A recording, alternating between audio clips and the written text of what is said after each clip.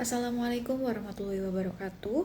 Perkenalkan, nama saya Atika Risma Ilmawati. Pada kesempatan saat ini saya ingin menyampaikan terkait dengan isu-isu internasional dalam akuntansi manajemen.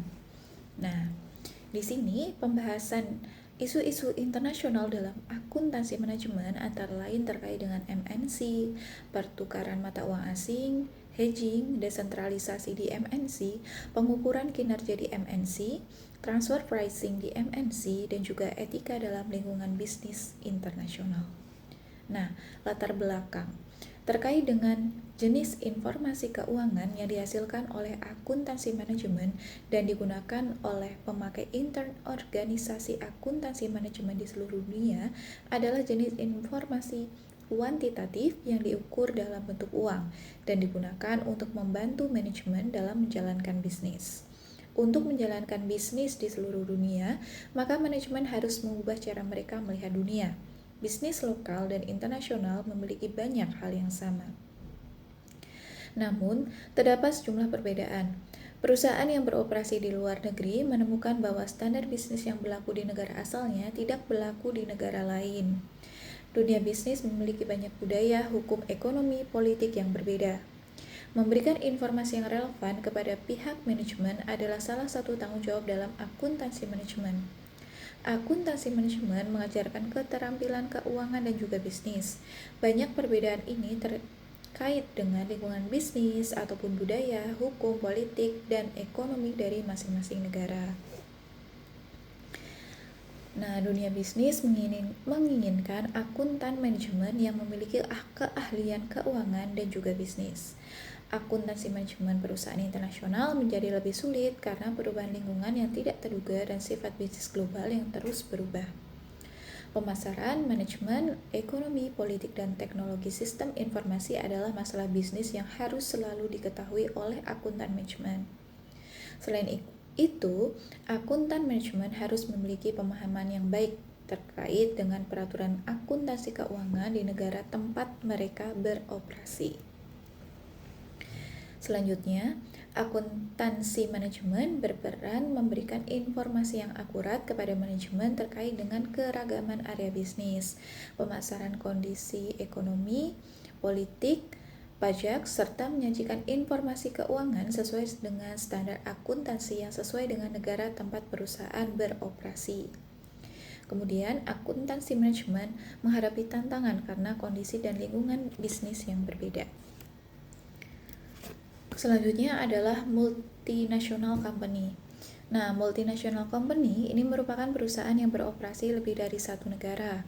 Level yang paling sederhana dari keterlibatan perusahaan dalam perdagangan internasional adalah pada ekspor dan juga impor. Level yang kompleks adalah hubungan perusahaan induk dan juga anak perusahaan yang beroperasi di negara yang berbeda. Perusahaan multinasional atau MNC ini menjalankan bisnis di berbagai negara dengan tingkat kemakmuran dan juga kemajuan yang bergantung pada lebih dari satu negara. Perusahaan yang terlibat dalam bisnis internasional ini dapat melakukan 3 hal. Yang pertama, impor dan juga ekspor. Kedua, anak perusahaan yang dimiliki secara penuh atau wholly owned subsidiary. Kemudian yang ketiga adalah joint venture.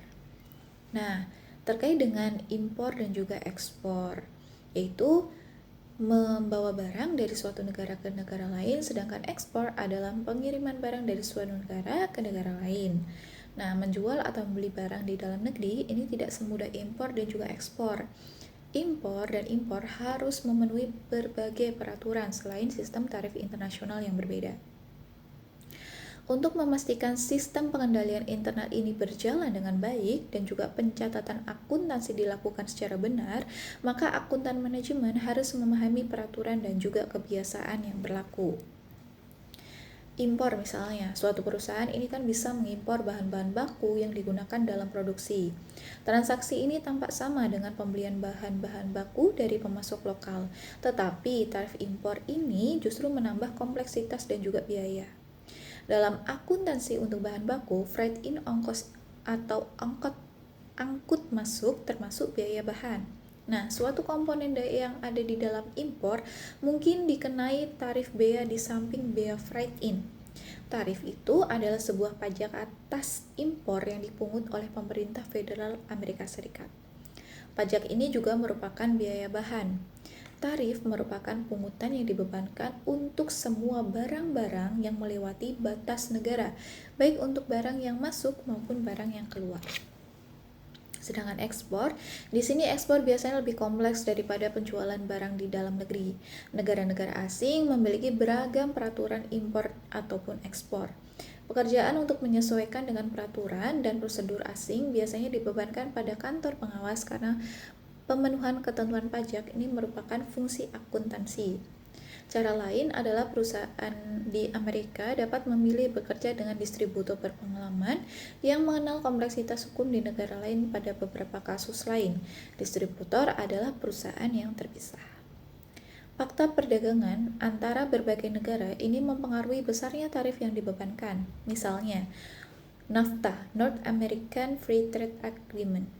Ini memungkinkan importir-importir di Amerika Serikat, Meksiko, Kanada membayar tarif lebih rendah untuk barang-barang yang diproduksi di ketiga negara tersebut. Namun, perusahaan ini harus memenuhi peraturan yang ketat. Akuntan manajemen harus menyadari peraturan kepabeanan dan juga memastikan bahwa terselenggaranya penyimpanan data yang memadai dan juga mekanisme pengendalian internal yang berjalan secara baik. Kemudian yang selanjutnya adalah anak perusahaan yang dimiliki penuh atau wholly owned subsidiary. Wholly owned subsidiary adalah perusahaan yang saham biasa 100% dimiliki oleh perusahaan lain atau disebut sebagai perusahaan induk. Sedangkan suatu perusahaan dapat menjadi wholly owned subsidiary ini bisa melalui akuisisi oleh perusahaan induk atau telah dipisahkan dari perusahaan induk. Maka anak perusahaan biasa adalah 51 sampai 99% ini sahamnya dimiliki oleh perusahaan induk. Nah, suatu perusahaan bisa membeli perusahaan yang ada di luar negeri yang sudah beroperasi dan menjadikannya anak perusahaan yang dimiliki sepenuhnya oleh perusahaan induk. Tempat distribusi dan produksi yang sudah mapan akan memberikan keuntungan. Strategi ini cukup mahal dan tidak selalu berhasil. Jika hukum di negara tersebut memungkinkan, maka perusahaan multinasional dapat mendirikan anak perusahaan atau kantor cabang di negara tersebut. Ini akan membuat operasi perusahaan multinasional lebih mudah. Misalnya PT Telkom Indonesia melakukan akuisisi terhadap perusahaan satelit asal Malaysia di tahun 2017.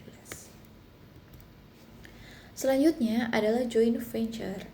Perjanjian patungan yang dikenal sebagai joint venture, yaitu jenis kolaborasi yang menekankan kerjasama lebih dari sekedar hubungan sementara.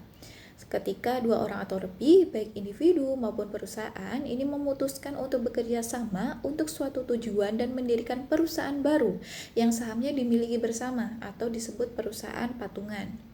Misalnya di Cina, perusahaan multinasional tidak dibolehkan untuk membeli perusahaan ataupun mendirikan perusahaan cabang sendiri, sehingga perusahaan multinasional ini perlu membentuk joint venture dengan perusahaan yang ada di Cina. Perusahaan joint venture sangat penting untuk penanaman modal dalam negeri ataupun nasional maupun asing karena mereka membatasi risiko, karena melakukan suatu kegiatan pasti mengandung risiko seperti kesalahan dalam memilih atau menentukan mitra yang meningkatkan risiko politik. Contoh lain adalah PT Martino Berto, membantu perusahaan patungan dengan perusahaan Australia bernama Eastern Beauty Perluku. Jadi, PT Martino bergabung dengan perusahaan yang ada di Australia, dia membentuk joint venture yang bernama Eastern Beauty Perluku. Nah, kasus khusus dari kerjasama joint venture adalah Makui Adora. Makui Adora ini adalah sebuah pabrik manufacture di Meksiko yang memproses bahan baku dan mengekspor kembali ke Amerika Serikat. Makui Adora adalah suatu contoh program pemerintah untuk meningkatkan produksi yang telah berjalan dengan baik. Investasi asing telah berpindah dengan baik dari luar batas kota hingga melintasi perbatasan, yaitu ke perbatasan Meksiko. Selanjutnya adalah pertukaran mata uang asing. Perusahaan beroperasi di lingkungan bisnis internasional, maka menggunakan mata uang asing. Nilai tukar juga disebut sebagai nilai tukar, yaitu menentukan berapa banyak mata uang asing yang dapat ditukar dengan mata uang di dalam negeri. Karena nilai tukar mata uang berubah setiap hari, masalah pun muncul.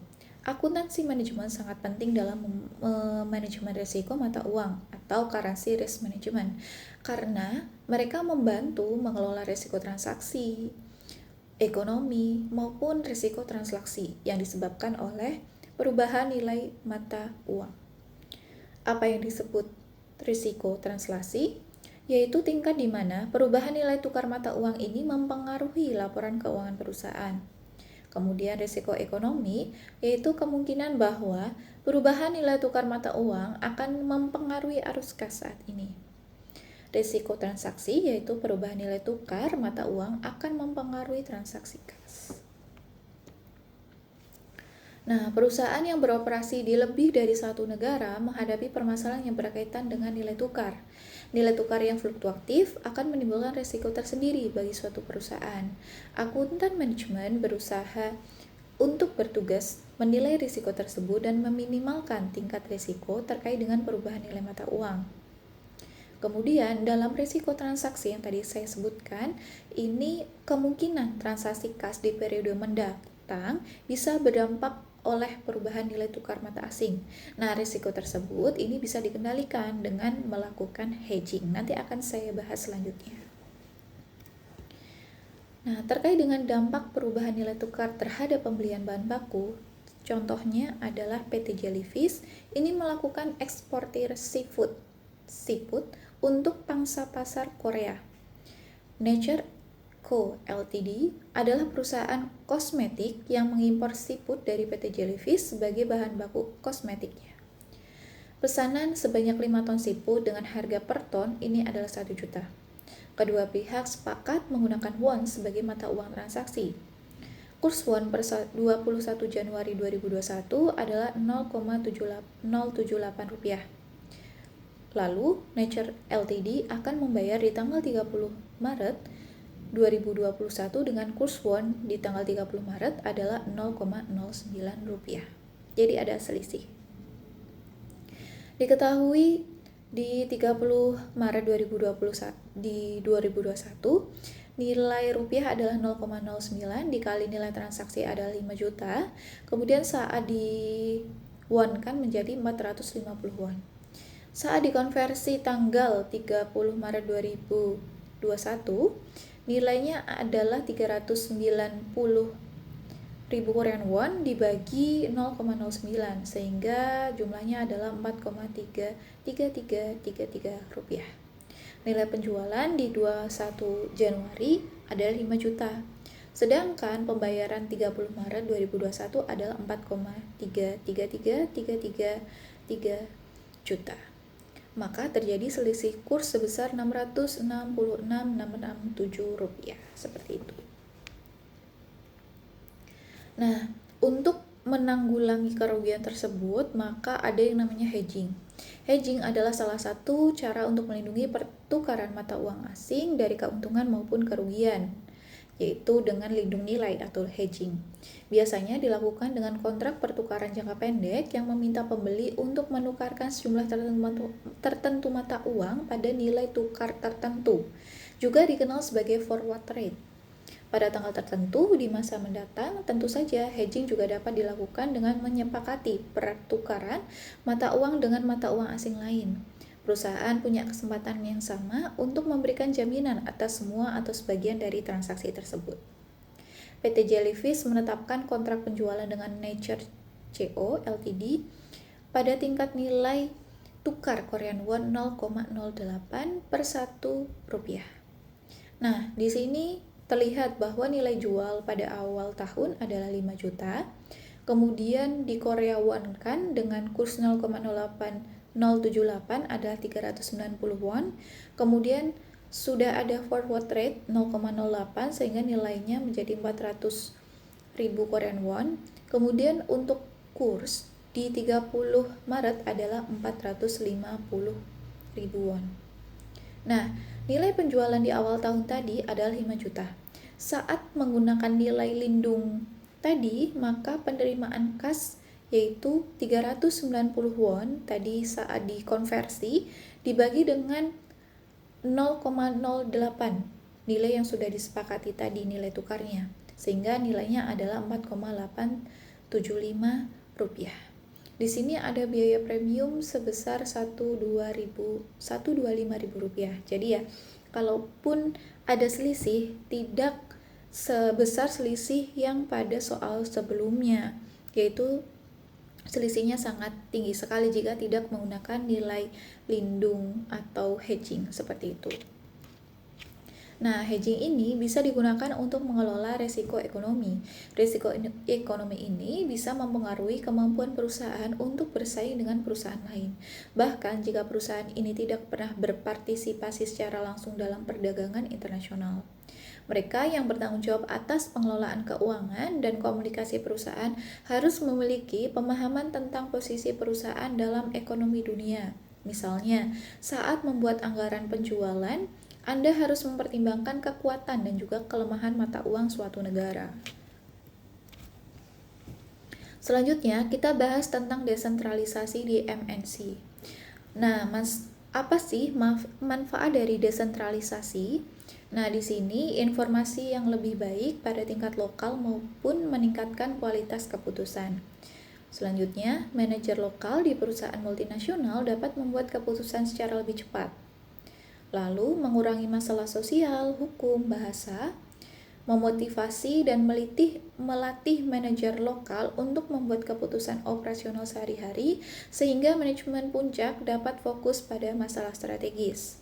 Setelah itu, berkolaborasi dengan manajer kantor pusat dan manajer luar negeri lainnya, yaitu memberikan pengalaman berharga bagi manajer anak perusahaan di luar negeri. Nah, di sini ada contoh pengukuran kinerja perusahaan multinasional. Misal ada 3 negara, yaitu negara Brasil, Kanada, dan juga Spain. Kita ketahui nilai aset dari masing-masing berbeda, revenue berbeda, net income juga berbeda. Maka, margin dari masing-masing negara juga akan berbeda berikut dengan turnover maupun ROI-nya. Seperti itu. Jadi masing-masing negara punya kebijakan tersendiri, baik ekonomi, sosial, politik, dan juga terkait dengan kekuatan mata uang dari masing-masing negara sehingga menghasilkan margin, income, turnover, ROI yang berbeda-beda juga. Selanjutnya adalah pengukuran kinerja di MNC. Faktor-faktor yang tidak dapat dikendalikan oleh manajer seperti fluktuasi mata uang dan juga pajak tidak seharusnya menjadi bagian dari evaluasi manajer. Semua divisi yang tampaknya sama mungkin menghadapi berbagai situasi ekonomi, sosial, dan juga politik. Sulit untuk melakukan perbandingan antara kinerja manajer divisi di berbagai negara. Nah, faktor lingkungan yang mempengaruhi penilaian kinerja perusahaan multinasional antara lain yang pertama adalah hukum dan politik.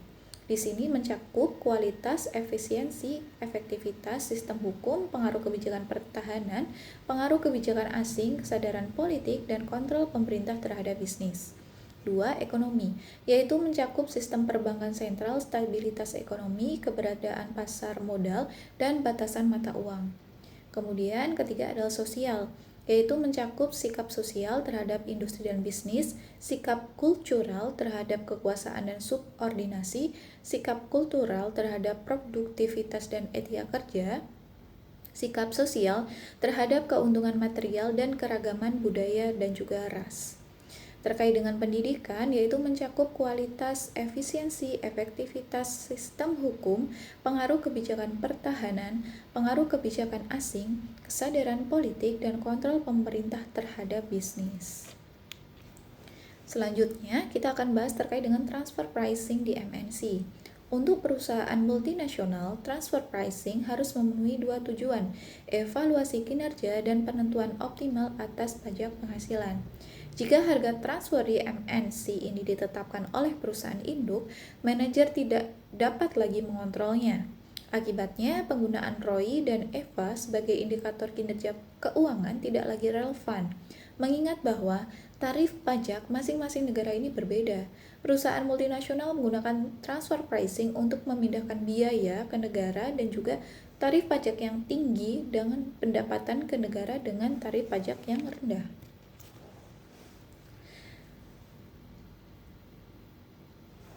Selanjutnya adalah pemanfaatan penetapan harga transfer untuk mempengaruhi pajak yang dibayar. Di sini contohnya tindakan dari perusahaan anak perusahaan ya yang ada di Belgia ini memproduksi suatu komponen dengan biaya 100 per unit. Nah, tagihan terdapat komponen ini ditransfer ke pusat reinvoicing di Puerto Rico dengan harga transfer 100 per unit. Nah, dampak pajaknya apa? Tarif pajaknya ini 42%. Pendapatan dia adalah 100 dikurangi dengan biaya adalah 100. Seperti itu, maka pajak yang dibayar adalah 0. Seperti itu karena biayanya sama dengan pendapatan yang dia terima. Sehingga tidak ada pajak yang terutang. Kemudian, pusat reinvoicing di Puerto Rico juga merupakan perusahaan anak. Mentransfer tagihan komponen ke perusahaan anak dengan harga transfer adalah 200 per unit. Nah, tarif pajaknya ini kan 0%. Kemudian, pendapatan yang diterima adalah 200 dikurangi biaya 100, maka ada 100. Nah, karena tarif pajak 0%, maka tidak ada pajak yang dibayar. Seperti itu. Kemudian, perusahaan anak di Amerika menjual komponen kepada perusahaan eksternal dengan harga 200 per unit. Nah, di sini diketahui tarif pajaknya itu adalah 35%. Pendapatan dia adalah 200 dan juga dikenakan biaya 200 sehingga 0.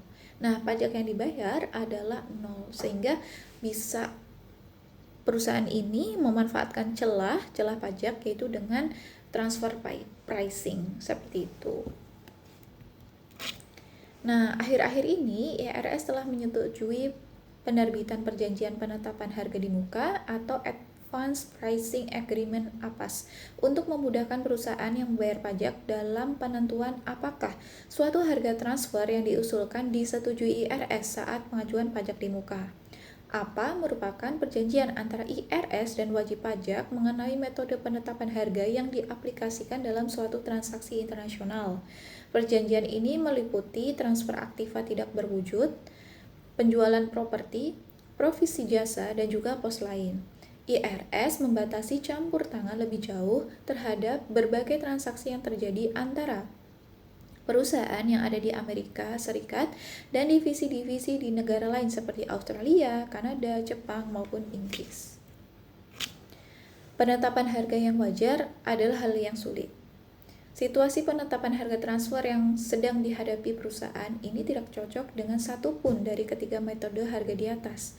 Pada hal semacam tersebut, IRS akan memperkenalkan metode keempat harga transfer, negosiasi antara perusahaan dan juga IRS. IRS, wajib pajak, dan pengadilan pajak telah bergelut dengan harga transfer negosiasi selama bertahun-tahun. Namun, jenis negosiasi ini berlangsung setelah ada fakta serta SPT PPh dikirim dan perusahaan sedang diaudit. Selanjutnya, kita akan bahas terkait dengan etika dalam lingkungan bisnis internasional. Nah, meskipun etika bisnis merupakan masalah yang mengerikan di negara-negara tertentu, masalah etika bisnis jauh lebih serius di tingkat global. Perusahaan multinasional menghadapi masalah etika yang mungkin tidak terjadi pada perusahaan domestik.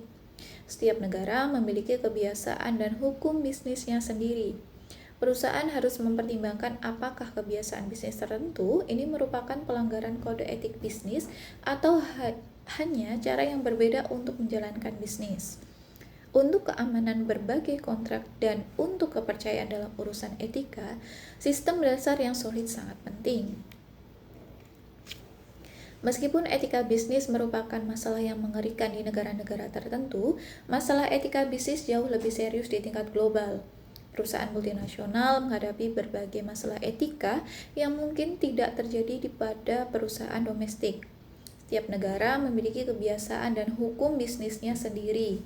Perusahaan harus mempertimbangkan apakah kebiasaan bisnis tertentu merupakan pelanggaran kode etik bisnis atau hanya cara yang berbeda untuk menjalankan bisnis. Untuk keamanan berbagai kontrak dan untuk kepercayaan dalam urusan etika, sistem dasar yang solid ini sangat penting. Kesimpulan, akuntansi manajemen adalah komponen perusahaan yang sangat penting untuk keberlanjutan perusahaan dan mereka harus mempersiapkan diri untuk menghadapi operasi internasional, terutama dalam persaingan internasional. Akuntansi manajemen menghadapi tantangan yang lebih sulit di lingkungan internasional karena perubahan yang terjadi di seluruh dunia, yang menuntut mereka untuk memperluas dan juga memperbarui perspektif mereka. Perusahaan yang beroperasi di luar negeri ini memiliki standar bisnis yang berlaku di negara asalnya, namun tidak berlaku di negara lain, sehingga perlu mengetahui isu-isu internasional dalam akuntansi manajemen.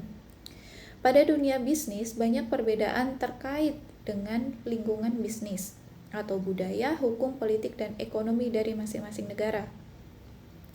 Akuntansi manajemen mengajarkan keterampilan keuangan dan bisnis. Perusahaan mampu mempertimbangkan apakah kebiasaan bisnis tertentu merupakan pelanggaran kode etik bisnis atau hanya cara yang berbeda untuk menjalankan bisnis. Selanjutnya, kita akan melakukan pembahasan terkait dengan jawaban soal kasus. Nah, di sini ada data ekspektasi produk elegan dan juga fina. Diketahui overhead-nya terdiri dari setting peralatan, pemrosesan dengan mesin. Untuk setting peralatan sebesar 3.000, pemrosesan dengan mesin adalah 18.000. Kemudian untuk produksi elegan dan fina ini masing-masing memiliki biaya yang berbeda.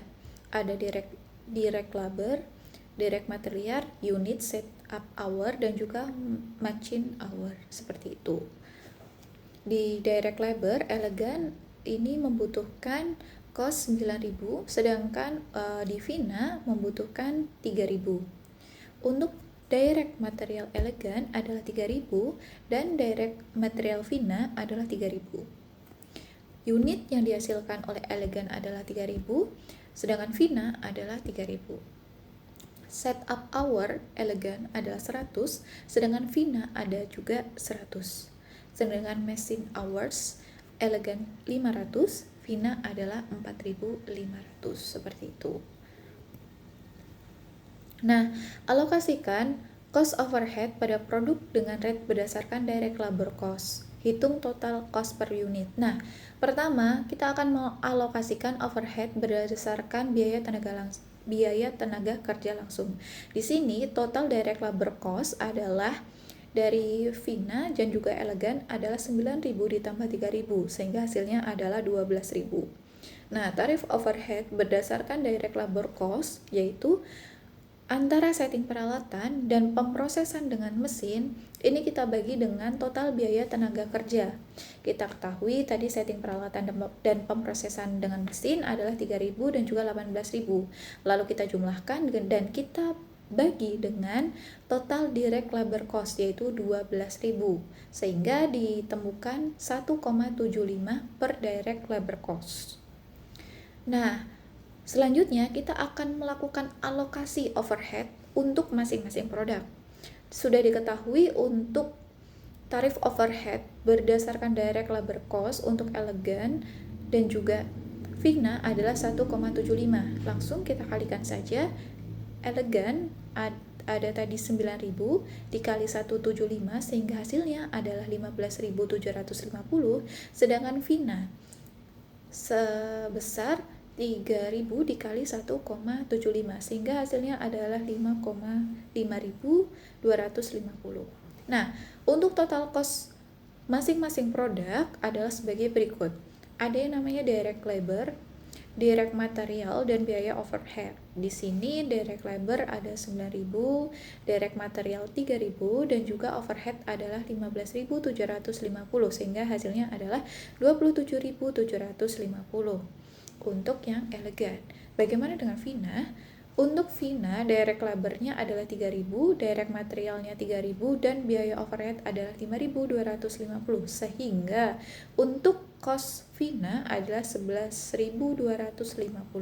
Jadi, untuk total cost per unit untuk elegan ini adalah 27.750 dibagi dengan unit yang diproduksi yaitu 3.000 unit, yaitu harganya $9,25 per unit. Bagaimana dengan produk fina? Di produk fina adalah sebesar 11.250 untuk costnya dibagi dengan 3.000 unit, maka per unit harganya adalah $3,75. Nah, nomor 2, alokasikanlah cost overhead pada produk berdasarkan driver tiap aktivitas yang paling tepat. Hitung total cost per unit, setting peralatan, setup hours, dan pemrosesan dengan mesin kita ketahui sebagai mesin hours. Nah, yang pertama, overhead rate untuk masing-masing aktivitas. Setting peralatan, overheadnya adalah $3.000, drivernya adalah setup hour. Nah, dari setup hour kita ketahui setup hour Elegan dan Vina ini 100 ditambah 100 sehingga 200. Rate setup hour, di sini kita ketahui overheadnya adalah 3.000. Maka kita bagi dengan 200 untuk seluruh setup hour atau setting peralatan tadi, sehingga jumlahnya adalah $15 per setup hour. Bagaimana dengan pemrosesan dengan mesin? Tentunya berbeda. Pemrosesan dengan mesin overheadnya adalah $18.000, sedangkan drivernya adalah mesin hours, berbeda dengan yang tadi adalah setup hours. Nah, total mesin hours di sini adalah setup hours Elegan dan juga setup hours Vina. Di sini ada 500 ditambah 4.500 sehingga hasilnya adalah 5.000. Nah, rate mesin per hour adalah overhead dibagi dengan total mesin hours, seperti itu. Nah, selanjutnya terkait dengan pemrosesan dengan mesin, ini untuk rate per mesin hour yaitu total overhead dibagi dengan total mesin hours yaitu 18.000 dibagi dengan 5.000, maka hasilnya adalah $3,6 per mesin hours. Saat di total tadi untuk total mesin hoursnya adalah setup hours Elegan dan juga setup hours Vina, kita jumlahkan sehingga adalah 5.000 menjadi pembagi, seperti itu. Selanjutnya adalah alokasi overhead ke setiap produk. Nah, karena setiap produk maka kita akan divide jadi 2, yaitu yang pertama adalah Elegan. Nah, di Elegan ada setting peralatan adalah 100 setup hours dikali $15 sehingga jumlahnya adalah $1.500. Nah, untuk pemrosesan dengan mesin yaitu 500 mesin hours dikali $3,6, maka hasilnya adalah $1.800. Maka total overhead Elegan adalah 1.500 ditambah 1.800 adalah 3.300. Nah, untuk Vina ini setting peralatannya adalah 100 setup hours dikali $15, maka hasilnya adalah $1.500. Terkait pemrosesan dengan mesin yaitu 4.500 mesin hours dikali $3,6, maka hasilnya adalah 16.200. Nah, total overhead Elegan kita tahu dari 1.500 ditambah 600, 16.200, maka hasilnya adalah 17.700. Seperti itu. Nah, bagaimana dengan total cost per unit? Nah, total cost per unit ini dihitung berdasarkan direct labor, direct material, kemudian ditambah dengan allocated overhead dibagi dengan jumlah unitnya. Maka kita hitung terlebih dahulu untuk total cost Elegan. Yang pertama adalah 9.000 ditambah 3.000 ditambah 3.300, maka hasilnya adalah 15.300. Sedangkan cost per unit Elegan adalah 15.300 dibagi dengan total unit yaitu 3.000, sehingga untuk cost per unitnya adalah $5,10 per unit. Nah, bagaimana dengan Vina? Di Vina ini untuk total cost-nya adalah 3.000 ditambah 3.000 ditambah 17.700, maka hasilnya adalah $23.700. Nah, cost per unit Vina adalah 23.700 dibagi dengan 3.000 unit, maka hasilnya adalah $7,9 per unit. Nah, kesimpulan yaitu berdasarkan direct labor cost, total cost per unit adalah 9,25 untuk Elegan dan juga 3,75 untuk Vina. Berdasarkan driver aktivitas, total cost per unit adalah 5,1 untuk Elegan dan 7,9 untuk Vina. Nah, demikian pembahasan saya terkait dengan tadi isu-isu internasional dalam manajemen keuangan dan juga untuk pembahasan soal. Sekian dari saya, terima kasih. Wassalamualaikum warahmatullahi wabarakatuh.